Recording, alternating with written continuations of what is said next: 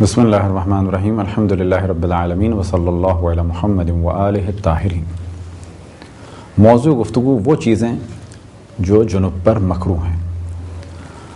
اب تک ہم نے کچھ چیزیں بیان کی کہ ایسا شخص کہ جس پر غسل جنابت واجب ہو کہ جسے جنب کہا جاتا ہے، کچھ چیزیں اس پر حرام ہیں۔ اب اس نشست میں ہم کچھ وہ چیزیں بیان کر رہے ہیں کہ جو ایسے فرد پر کہ جس پر غسل جنابت کرنا واجب ہے، یعنی جنب شخص پر کچھ چیزیں مکروہ ہیں۔ وہ چیزیں جو مکروہ ہیں ان میں سے نمبر 1 یا یہ کہ بعض جگہ لکھا جاتا ہے نمبر 1 اور نمبر 2۔ عام طور پر توضیح المسائل میں اور اسی طریقے سے عروۃ الوثقی اور دیگر کتابوں میں بعض جگہ لکھا جاتا ہے چند چیزیں یا کچھ چیزیں، اور بعض جگہ لکھا جاتا ہے 9 چیزیں، لیکن ان کے ضمن میں چیزیں بیان ہوتی ہیں، انہیں ملا کے ان کی تعداد بڑھ جاتی ہے۔ اب جو توضیح المسائل میں لکھا ہے وہی ہم بیان کر دیتے ہیں، اور وہی تقریباً عروۃ الوثقی میں ہے کہ 9 چیزیں جنب پر مکروہ ہیں۔ اب پھر اس جانب توجہ دلائیں کہ واجب وہ عمل ہے کہ جسے انجام دینا ہے، مستحب وہ عمل ہے کہ اگر انجام دیا جائے تو بہتر ہے، لیکن اگر انجام نہ دیا جائے تو گناہ نہیں ہے۔ حرام وہ عمل ہے کہ اسے انجام نہیں دینا ہے، اور مکروہ وہ عمل ہے کہ اگر انجام نہ دیا جائے تو بہتر ہے، لیکن اگر انجام دے دیں تو کوئی حرج نہیں ہے۔ تو اس نشست میں ہم بیان کر رہے ہیں ان چیزوں کو کہ جو جنب پر مکروہ ہیں، یعنی اگر انہیں انجام نہ دے تو بہتر ہے، لیکن اگر انجام دے تو اس نے گناہ نہیں کیا، نہ انجام دینا بہتر ہے۔ وہ پہلی چیز کہ جس کو انجام نہ دیا جائے اور اس کام کو نہ کیا جائے، ان میں سے نمبر 1 کھانا اور پینا، اور نمبر 2 سونا۔ بس اگر کسی پر غسل جنابت انجام دینا باقی ہے یا بالفاظ دیگر وہ جنب ہے، تو مکروہ ہے کہ وہ کچھ کھائے اور پیے اس جنابت کے عالم میں، لیکن اگر وہ ہاتھ دھو لے اور خصوصاً اگر وضو کر لے تو کراہت کم ہو جائے گی۔ اور یہ موضوع ہم پہلے بھی ڈسکس کر چکے ہیں وضو کے موضوع میں کہ بعض جگہ وضو کرنا مستحب ہے، اور وہ وضو کبھی طہارت کا سبب بنتا ہے اور کبھی وہ وضو فقط کراہت کو کم کرنے کا سبب بنتا ہے۔ تو اگر کوئی شخص کے جو جنب ہے اس کے لیے مکروہ ہے کھانا اور پینا، اگر وہ اس کراہت کو کم کرنا چاہے تو وہ وضو کر لے، لیکن یہ وضو سبب نہیں بنے گا کہ اب اس کے بعد وہ نماز پڑھ سکے یا قرآن مجید کی کتابت کو چھو سکے یا باقی وہ کام انجام دے سکے کہ جس کے لیے وضو کرنا ضروری ہے۔ اور دوسری چیز ہے کہ جس پہ غسل جنابت واجب ہے اس کے لیے سونا مکروہ ہے، لیکن اگر وہ سونا چاہے تو وضو کر لے، اس سے کراہت کم ہو جائے گی۔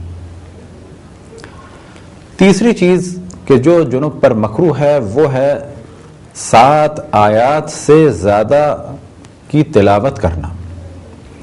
بس اگر کوئی بسم اللہ الرحمن الرحیم پڑھتا ہے کوئی حرج نہیں، لیکن فرض کریں کہ پوری سورہ حمد پڑھتا ہے یا سورہ ناس اور سورہ فلق پڑھتا ہے، کل ملا کے 7 سے زیادہ ہو جائیں گی تو کہا جائے گا یہ عمل مکروہ ہے۔ اور اگر 70 سے زیادہ پڑھتا ہے تو کراہت میں اور زیادہ اضافہ ہو جائے گا۔ بس پھر ہم توجہ دلائیں کہ وہ سورے کے جن میں سجدہ ہے یعنی سجدہ واجب ہے وہ تو پڑھنا حرام ہے، لیکن ان کے علاوہ قرآن کے جتنے بھی سورے ہیں ان کو پڑھنا جائز ہے، لیکن 7 آیتوں سے زیادہ پڑھنا مکروہ ہے۔ چوتھی چیز جو جنب پر مکروہ ہے وہ ہے قرآن مجید جنابت کے عالم میں ساتھ رکھنا۔ ساتھ رکھنے سے کیا مراد؟ فرض کریں کہ ہمارے پاس کسی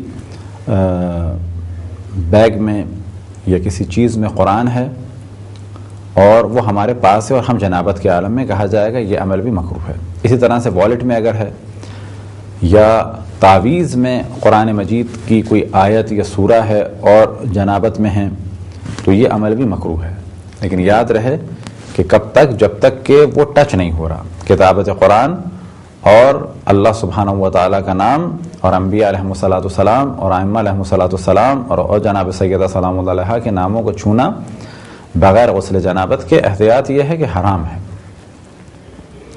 اسی طرح سے قرآن مجید کو ساتھ رکھنا جنابت کے عالم میں، یہ عمل مکروہ ہے۔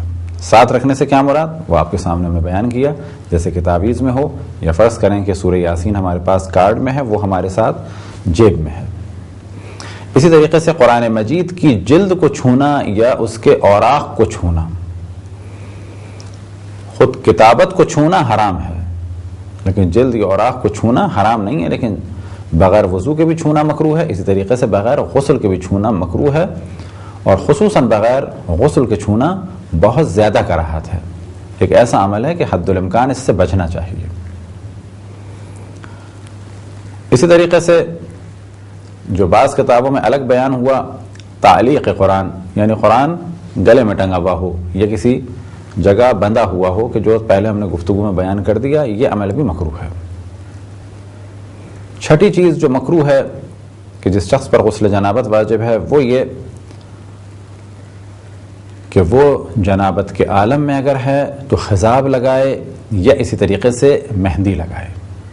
ساتویں چیز جو جنوب پر مکروہ ہے وہ یہ کہ وہ اپنے جسم پر یا جسم کے کسی حصے پر تیل ملے۔ آٹھویں چیز جو مکروہ ہے جنوب پر وہ ہے ازدواجی تعلق کو برقرار کرنا، یعنی کسی پر پہلے جنابت ہو چکی ہے، اب وہ دوبارہ ازدواجی تعلق کو برقرار کرے تو کہا جائے گا کہ بہتر ہے کہ پہلے وضو کیا جائے اور اس کے بعد اس کام کو انجام دیا جائے۔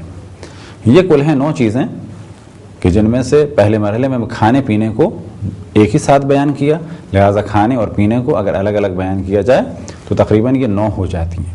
ضمناً کچھ اور چیزیں بھی بیان کر دیں، اور پھر توجہ دلائیں کہ مکروہ کے معنی کی جانب توجہ رہے، کیونکہ ہمارے ایک بہت بڑی تعداد مؤمنین کی ایسی ہے کہ جو حرام اور مکروہ کے درمیان فرق کو نہیں سمجھتی، اسی طریقے سے واجب اور مستحب کے درمیان فرق کو نہیں سمجھ پاتی۔ خداوند تبارک و تعالیٰ سے دعا ہے کہ بحق محمد و آل محمد ہمیں اپنے رسول، اپنی حجتوں، خصوصاً امام زمان علیہ الصلوۃ والسلام کی معرفت اور اطاعت کی توفیق عطا فرمائے۔ وصلی اللہ علی محمد و آلہ الطاہرین۔